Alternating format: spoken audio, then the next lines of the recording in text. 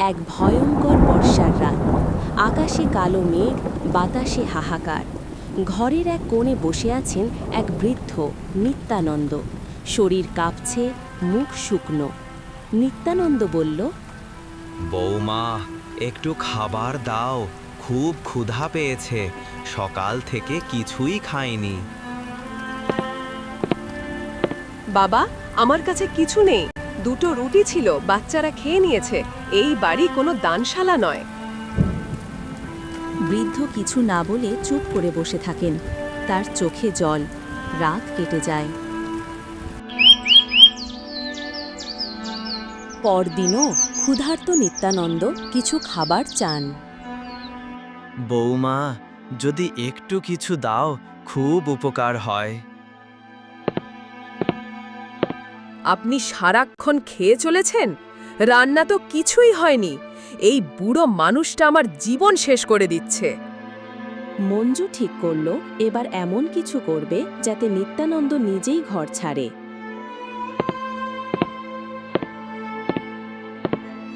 বিরাজ যখন বাড়ি এলো তখন মঞ্জু কেঁদে কেঁদে বলল, বিরাজ, আমি আর এই বাড়িতে থাকতে পারবো না। তোমার বাবার মুখের কথা শুনে আমি অপমানিত। কি বলছো তুমি? বাবা এমন বললেন? আমি কথা বলছি তার সঙ্গে। আমি কিছু বলিনি বাবা, বৌমা মিথ্যে বলছে। দেখো বিরাজ, এখন আমাকে মিথ্যাবাদী বলছে। বাবা, আপনি এই বয়সে এমন ব্যবহার করছেন? এবার আপনাকে এই ঘর ছাড়তে হবে। বাবা, আমায় মাফ করো। কোথায় যাব আমি?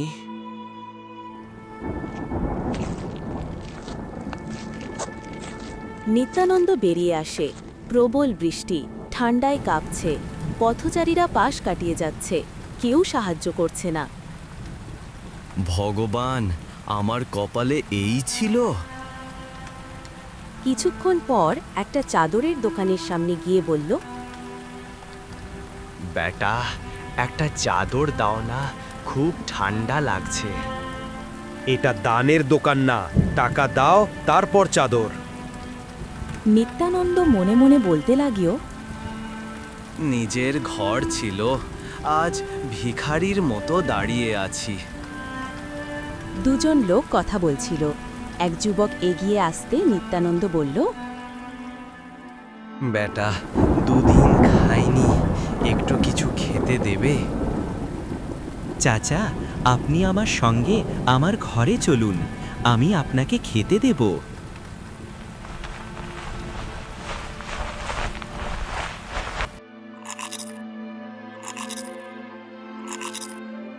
ভগবান তোমার ভালো করুক বেটা, তুমি আজ আমার জীবন ফিরিয়ে দিলে। পরদিন নিত্যানন্দ গ্রামের পাশে বাঁশঝাড় দেখে ভাবেন, এই বাঁশ দিয়ে একটা ঝুপড়ি বানানো যায়। এই বাঁশ দিয়ে তৈরি কুঁড়ে ঘরই হবে আমার আশ্রয়। সে একজনের থেকে কুড়াল চায়। বেটা, 1 ঘন্টার জন্য কুড়ালটা দেবে? নিন চাচা, সময় মতো ফেরত দেবেন। এখন অন্তত ঠান্ডা ও বৃষ্টি থেকে বাঁচা যাবে। হে ভগবান, তোমায় অনেক অনেক ধন্যবাদ। অন্তত মাথা গোজার জায়গাটুকু পেয়েছি। ওদিকে ঝড় বৃষ্টিতে আর বজ্রপাতে বিরাজের সব ফসল নষ্ট হয়ে যায়। আমার সব শেষ হয়ে গেল। বাবা ঘর ছেড়ে যাওয়ার পর থেকে আর কিছু ঠিকঠাক হচ্ছে না। বিরাজ, সব আমার দোষ। আমি মিথ্যে বলেছিলাম। বাবা আমায় কিছু বলেননি। বাবাকে ঘর থেকে তাড়ানোর জন্য আমি অভিনয় করেছিলাম। আমি তোমাকে বিশ্বাস করে আমি বাবাকে তাড়িয়ে দিলাম। হে ভগবান, আমার দ্বারা এ কি ভুল হয়ে গেল। তারপর খোঁজাখুঁজি শুরু করে। শেষে তারা তাদের বাবাকে খুঁজে পায় গ্রামের শেষের একটা ছোট্ট কুঁড়ে ঘরে।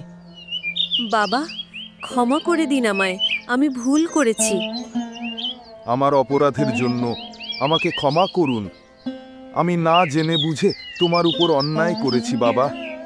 যখন দরকার ছিল তখন কোথায় ছিলে? এখন এসেছো? তবে আমি তোমাদের ক্ষমা করলাম।